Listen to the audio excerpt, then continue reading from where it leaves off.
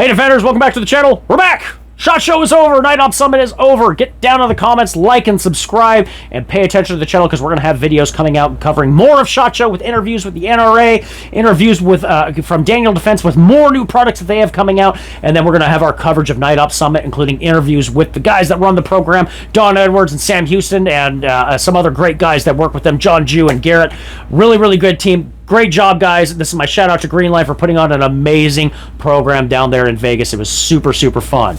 And hey, if you guys want to get down on that, absolutely go get yourself trained. We have classes coming out for the that are scheduled out till April right now, with more on the way. And we're in talks with some larger range to host week-long events too. And we're super excited to bring that to you guys also, including, it's on the horizon, I'll give you a sneak peek, our own vehicle operations course, which is going to be coming down the pipe. So operating in and around a vehicle, both concealed carry and with rifle, it's going to be super fun, and we're going to see if we can actually get that post certified too for law enforcement also, because we think there's some really, really good stuff in that class. Now, let's dive into more tragic stuff. We're going to look into the Minneapolis shooting, the unfortunate death of Pretti. And I want to go into this, and I want to approach it the way we did the Renee Good shooting as well. And what I mean by that is that I heard about the shooting, and I purposefully didn't watch any of the videos or any commentary on this event, so I could draw my own conclusions on this, and again approach it from my background, again as a as a bomb tech, and as a that doesn't really factor into it, but in forensics and working in the firearms industry and doing training, and looking how the laws line up with this, because this is something that's getting lost in the translation when you start looking at the 1,000-foot view of what's happening in Minnesota right now. And I'm also going to throw out my own opinion. I will throw out this opinion on this. I think a lot of this is big distraction from the fraud that is happening, which is what's going to tie into my ultimate conclusion on what I think is the bigger problem here. Okay. Now, should Pretti have died? No. I'm going to preface that again, just like Renee Good. He should not have lost his life. It was very, very unfortunate, just like Renee Good. But these two individuals, after I watched this footage, I believe, were victims. They were victims of poor decisions.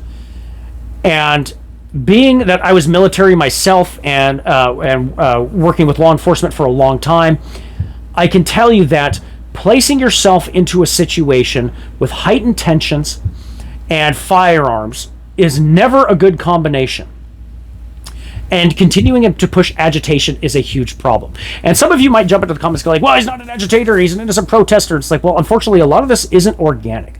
Well, we just saw Cam Higbee just jump on Twitter recently and actually he snuck his way into some of the signal channels that are helping coordinate the active protests that are on the ground right now in Minnesota, that there's an active effort coming from on high. And now you have U-Haul vehicles being taken to the federal building with riot shields and protective gear for the protesters. This is a well-funded and well-operated machine that is on the ground in Minnesota. And that's why I am looking a little bit broader now when I start talking about there is a bigger picture to all of this.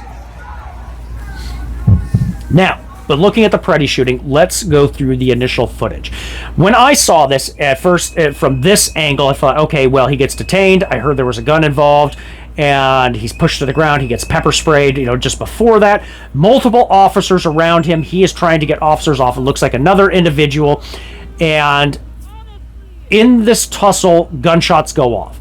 And my initial reactions were, well, hey, it looks like he was possibly reaching for a weapon, and he made a really poor decision reaching for a gun, and this is a justified shooting. But then the other angles came out as well too, and we're going to look at that one right now. And when we look at this, as it goes down, you can see one individual with kind of the beige grayish, the gray top, peel off of his right shoulder, and he has a gun pointed down at the ground, and it may line up that that was Pretti's firearm, and then gunshots go off.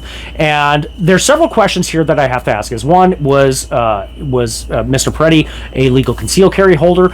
Is this his gun to begin with? It might not be. And initial outset, it looks like it is. And if that is the case, then there is a over-escalation that definitely occurred here, and Pretti, and this was not necessarily a justified shooting, okay? And that's something that we have to look at. Now, slowing it down, I want you to pay attention to this. You see him peel away over his right shoulder, the gun pointed at the ground, then gunshots go off. This is what gets lost in translation when people deal with police officers. Whether you love them or you hate them, these are the people that are stepping up to be in these positions to enforce the color of law, because without the laws that are on the books, chaos ensues. And when you look at this shooting in particular, you have to realize that these officers, they don't have they don't have a fiber optic cable linking all their brains together, where they understand what every other officer is seeing simultaneously and thinking simultaneously. And that's a big problem for the normal person. And whether you're left or right, that they don't understand is that you're asking officers to be one part EMT, one part social worker, one part law enforcement officer, and de-escalate a situation, use non-lethals, possibly have to defend themselves, and have to make these split-second decisions. And you have these multiple officers, and they're not all seeing everything at the same angle. This is why, in my hypothesis, I don't think charges will be placed against this officer. I do think an investigation might actually happen on this, because I do believe the shooting was not justified. But I don't think charges will be pressed against the officer due to the heightened tensions and the position and role of those officers, in addition to the biggest thing that everybody is overlooking massively in this situation. And that is, and whether you like it or not, and you don't have to like it, is that Pretti was in violation of two federal laws in this entire scenario. U.S. Title Code 81324 and U.S. Title Code 18111. Now, let's look at U.S. Title Code 81324 first, which goes into hindering, obstructing, or delaying. Essentially, knowing or in reckless disregard for the fact that an alien has come to or entered or remains in the United States in violation of law, and this individual is concealing, harboring, or shielding them from detection, including any buildings or means of transportation in any place, or attempting to conceal or harbor them from detection. By them interrupting legal operations by ICE on the ground, you're already in violation of that law. And then it goes a step further when we look at U.S. Title Code 18111. 18111 specifically goes over assaulting or resisting or impeding certain officers or employees. Specifically, forcibly assaults, resists or opposes, impedes, intimidates, or interferes with any person designated in this section while engaged in or accounting of the performance of official duties. And that's the big thing, because both these laws can draw anywhere from up to 2 to 20 years in prison, in addition to tens of thousands of dollars in fines. And you know what? Pretti didn't. I don't think Pretti actively assaulted the officer, but the bigger things is that he was agitating. He was absolutely impeding a legal investigation and legal processes, and he was obstructing them. And that's where he's in violation of that. So 2 federal laws that he was in violation of. Does that mean he should have lost his life? No. And that's where I do think an investigation should occur. Maybe that officer does get censured and pulled off the streets, but again, because of these violations of federal law, I don't think charges are going to be pressed against them, at least on the federal level. And because of the supremacy clause, I don't think it'll happen at the state level too, because even if he was a state entity, state law would protect him in this case also, due to the short amount of time that kicks off from when the gun is pulled off of his person to when the other officer fires. And that's the big thing, is in the confusion of all that, when the gunshots go off, it's really, really hard to then understand what every single one of those officers were seeing. You're watching it from different angles. One officer on one side doesn't see that the gun got pulled off of him, but maybe then heard that, shoot, he does have a weapon, goes to draw for his gun. And probably one of the things that he may have been thinking inside his brain is that I have to protect myself and the officers around me too. And that's the harder pill to swallow. Whether you agree with me or not, that's fine. Get down to the comments section. Leave your thoughts in there. But have a civil discussion about it, okay? I do think he should be investigated. I do. I'm going to say that right then and there.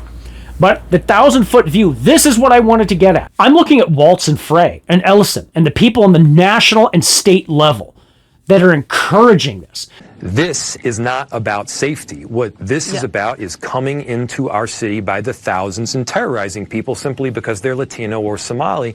And people in Minneapolis are speaking up. They're speaking up peacefully. They're standing up for their neighbors. And this is not just about resisting Trump. This is about loving and caring for the people that call this city home. And it's been that we have to fight ICE agents on the street. We are on our own. So what are you going to do about it? I acknowledge the difficulty of a city standing up to the federal government, but that should only inspire our creativity. Because they're sitting there trying to tell you that this is an instance of totalitarianism. Trump is bringing down the hammer when all he's doing is enforcing the laws currently on the books. that is the purview and then the complete control of the executive branch. And if you don't like that, that's the point of Congress and our legal channels, is to actually actively go and change these things. But what they're doing is encouraging the opposite, an anarcho state. Opposite of totalitarianism, complete anarchy. And that's what's happening. The destruction of the color of law, the destruction of the institutions that uphold that. In addition to inorganic paid protests that are happening and are being funded, they are using Signal to organize, and that resources and tools and means are being given to them and shipped to them where they are needed via U-Haul trailers. This is a funded and organized operation. And I would even lean into the point that this does lean into domestic terrorism. That if Pretti, in this case, was in these Signal chats and was part of these inorganically, that he could be easily labeled as a domestic terrorist. Does that mean he should have died? No. Arrest, investigate. Yes, detain, charge, put him in jail. Okay? And that's where I do agree on that. No, an investigation probably should happen in the shooting aspect of this. And that's important to kind of look at. Okay? Cops are human. They can make stupid ass decisions. But guess what? Protesters can make stupid ass decisions too. This is the last point I wanted to get at. The shooting aspect aside, if you're introducing a firearm and having that on you in the presence of law enforcement, this is a situation where it could escalate quickly. This is a poor decision. If you are one of my students, if you come to any one of our concealed carry classes or even our defensive handgun operations courses, we tell you and we emphasize by Minnesota state law that if you have a concealed carry on you and you are interacting with police officers, you tell them and you inform them. We are a quasi duty to inform state. Okay, that is on the books. And by that, what that means is that if officers ask, you need to tell them. Now, it doesn't mean they always will ask, but in this case, like we always tell our students, dude, we recommend highly, you tell officers, I'm a legal concealed carry holder. Put your hands behind your head. I'm a legal concealed carry holder. It's on the small of my back at 6 o'clock. It's on my hip at 3 o'clock. It's holding my genitals hostage in appendix carry. How would you like to proceed? And you obey those lawful commands. You don't bring the courtroom then and there. That's the problem. Heightened tensions. Firearms on one side. You come in. You're trying to, and you're part of that protest trying to de-arrest individuals, and you have that firearm on you. You are asking for an escalation. Doesn't mean he should have died. That's not what I'm getting at. It's a poor decision. And and prosecutors, when they look at this stuff, when it comes to concealed carry, they would consider this risky behavior. Okay, in any self-defense situation. And it's not the officers that put themselves there; it's that individual that put themselves into a situation of risky behavior, and that's kind of where I'm leaning on this, and my 10 cents on it. If you think differently, man, by all means, think differently, man. Everyone's gonna look at these videos and say one thing or the other, but this is my input, having looked at the initial videos without anybody else's opinion barking in my ear, listening to any of the commentary. I'll probably go listen to it next, maybe some of that commentary next. Maybe I can glean something else out of it that I missed, and learn something else a little bit different, and go back and kind of look at the videos in comparison with that. But you have to remember that these situations with protests, and you're getting in those officers' faces, and you're trying to de-arrest individuals. And this is what ICE Watch, the Immigrant Defense Project, are training people to do right now on the ground in Minnesota. This got tied back to Renee Good. She was part of ICE Watch. She was a paid agitator. And all that information came out. We already covered that in one of our other videos, and more information has come out as well. And maybe we'll do a breakdown in a money trail video next. That might be a fun one to do, but I'll have to do some, make sure to do all the homework and line that up correctly for you guys. But it's not a peaceful protest when you stand there without sign, trying to stop ICE from arresting somebody, or stopping ICE from driving down the road with the people blocking traffic, or shaking on and trying to rip down the fencing at the Whipple building in Minneapolis, the federal facility, and you're using riot shields. You're armed at that point. That's what I wanted to get at. So anyways, get down in the comments, like and subscribe. Tell us what you think on this, and we'll catch you on the next one. Remember, stay prepared, not scared. God bless and good night, everybody.